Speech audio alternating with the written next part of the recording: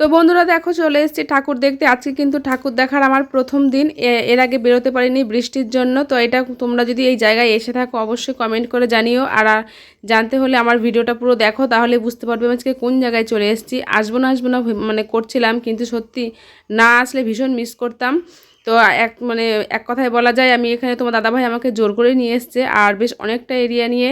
আর ঠাকুরের প্রতিমাটাকে নিয়ে তো কোনো কথাই হবে না। আর আরেকটা জায়গায় দেখো, এই প্যান্ডেলটা অসাধারণ হয়েছে, ছোটদের সমস্ত থিম করা হয়েছে। আমার ছেলে তো দেখে ভীষণ আনন্দ পেয়েছে। তারপরে তো ঠাকুমাকে দেখে একটু খাওয়া দাওয়া না করলে হয়। তো বন্ধুরা আর কোথায় কোথায় গেছিলাম জানতে হলে সমস্ত ভিডিওটা দেখো, আশা করছি তোমাদের খুব ভালো লাগবে।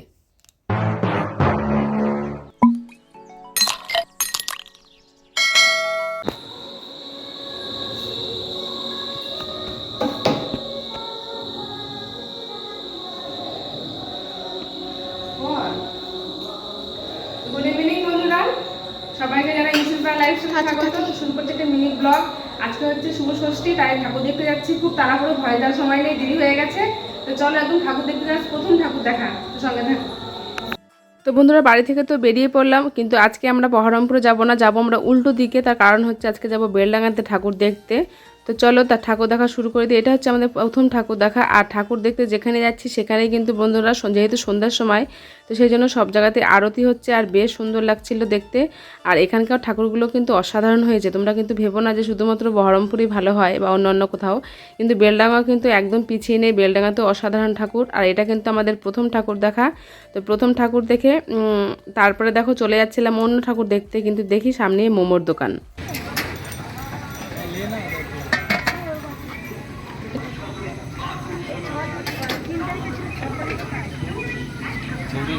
হ্যাঁ দেখাচ্ছি তাই বলে দেবে ঠিক। চিকেনটা ছেলেকে দিবেন, হ্যাঁ, আর ভেজটা আমরা খাবো।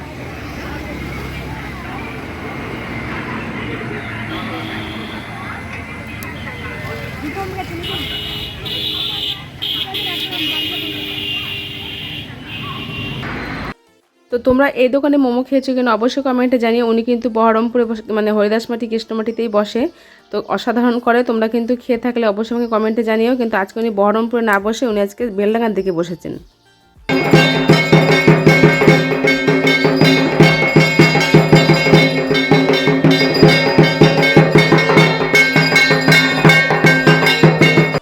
তো তোমাদেরকে তো বললাম যেহেতু সন্ধ্যার সময় বেরিয়েছি, সেই জন্য প্রায় মন্দিরে দেখছি সব জায়গাতে মানে সন্ধ্যা আরতি হচ্ছে। তো সেই জন্য তোমাদেরকে একটু ঢাকের মানে আওয়াজ শুনিয়ে দিলাম। তারপরে দেখো একটা চলে এসেছে একটা মানে অসাধারণ একটা মন্দির, একটা ইউনিক স্টাইলের মানে ডিজাইন করেছে এরা। সত্যি আমি না আসলে এই জায়গাটায় ভীষণ মিস করতাম। তো দেখো তোমাদেরকে দেখাচ্ছি কি সুন্দর করেছে। আর বিভিন্ন কিন্তু কুলো দিয়ে স্বস্তিক চিহ্ন দিয়ে করেছে। আর সত্যি তোমরা কিন্তু এখানে না আসলে খুব মিস করবে বন্ধুরা। তোমাদের যদি কাছাকাছি কোনো এলাকায় যদি বাড়ি হয়, আমার ভিডিওটা দেখে অবশ্যই তোমরা কিন্তু একবার ঘুরে যাও। আমার কিন্তু নিজের পার্সোনালি খুব ভালো লেগেছে। তো চলো তোমাদেরকে সুন্দর করে মন্দিরটা এবার একটু ঘুরিয়ে দেখাই। আর দেখো এখানে কিন্তু সমস্তটাই করা হয়েছে মাদুরের উপর দিয়ে, আর বললাম কুলো স্বস্তিক চিহ্ন এসব দিয়ে মাদুরে কিন্তু সুন্দর করে ছবি এঁকেছে। আর তোমরা দেখলেই বুঝতে পারবে, আমি একটু কাছ থেকে তোমাদের দেখানোর চেষ্টা করেছি। আর ছবিগুলো খুব সুন্দর। আর এখানকার যে প্রতিমা সেটাও কিন্তু একদম অসাধারণ ছিল। আর দেখো ঠিক এখানেও সেই সন্ধ্যা আরতি হচ্ছে, ঢাক বাজছে, দুটো ঢাকালি ছিল। আর এদিকে তোমার উপরের যে মন্দিরের যে উপরটা সেটাও কিন্তু খুব সুন্দর ছিল। প্রত্যেকটা মানে সব মিশিয়ে একদম সুন্দর। তো চলো তোমাদেরকে এবার আরেকটু মানে মন্দিরটা ঠাকুরটা তো দেখালামই, এবার সুন্দর করে আরেকটু প্যান্ডেলটা তোমাদের আরেকটু ভালো করে দেখাই। তাহলে তোমরা আরেকটু বেশি মানে বুঝতে পারবে জিনিসটা কী দিয়ে তৈরি করা হয়েছে। আর সত্যি তোমার দাদাভাইকে অসংখ্য ধন্যবাদ এখানে নিয়ে আসার জন্য। দেখো দেখাচ্ছি তোমাদেরকে মাদুরের উপরে কি সুন্দর ছবি এঁকেছে, বেশ সুন্দর, বেশ আমার তো বেশ ভালো লেগেছে। আর অনেকগুলোই কুলো দিয়েও ডিজাইন করেছে, কুলোগুলো স্বস্তিক চিহ্ন দিয়ে আঁকা। তো সত্যি এই জায়গাটা খুব ভালো করেছে। আমি জায়গাটা ঠিক নাম জানি না, তবে এটা ঠিক বেলডাঙার ভেতরেই আর কি। তো তোমরা এখানে আসলেই বুঝতে পারবে, বা তোমাদের যদি পরিচিত এলাকা তোমরা যদি ভিডিও দেখে বুঝতে পারো তাহলে অবশ্যই একবার ঘুরে যাও এখানটায়।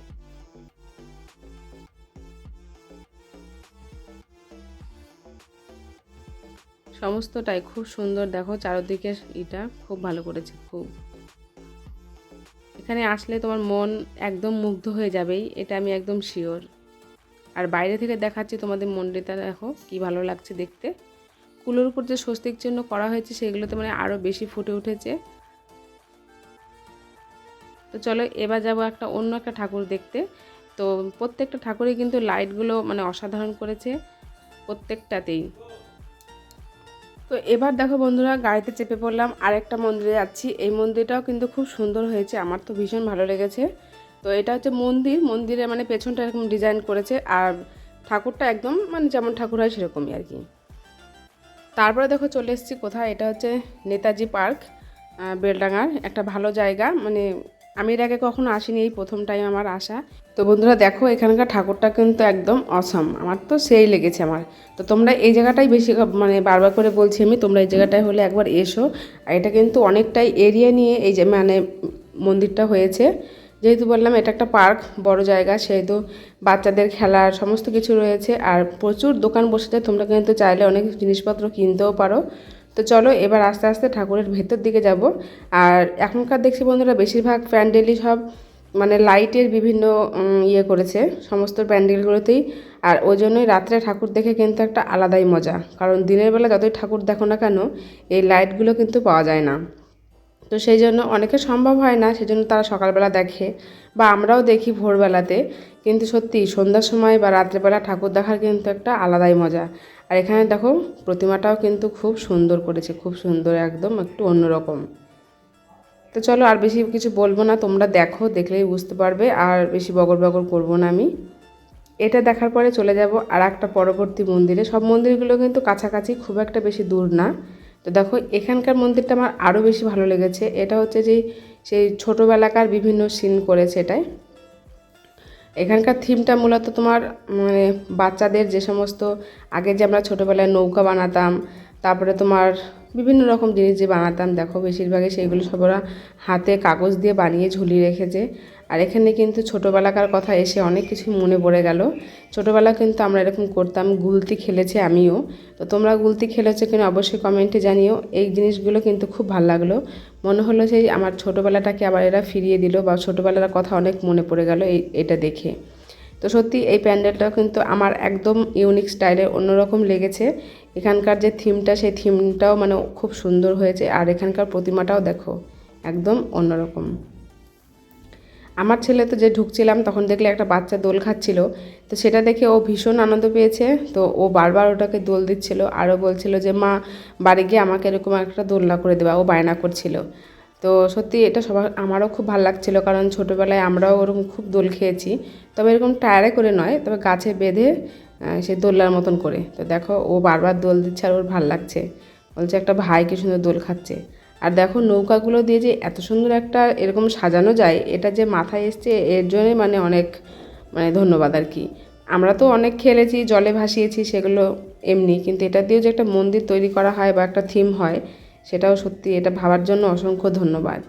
তো দেখো তারপরে চলে এসেছি আর একটা মন্দির দেখতে। এই মন্দিরটাও বেশ সুন্দর করেছে, এটা সোলার কাজ, বাইরেটা সম্পূর্ণ, আর ভিতরে প্রতিমাটাও খুব সুন্দর।